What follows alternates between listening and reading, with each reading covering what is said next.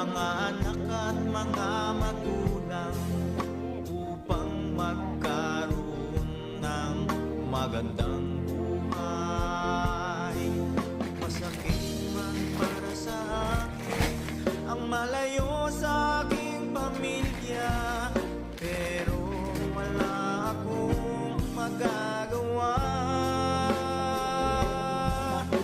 Akala nila masarap ang buhay abroad, nagtitiis sa hirap, pagod o ligayo. Sabayan parang pangungila sa naiwan mong pamilya. Di mo na malayang tumutulo na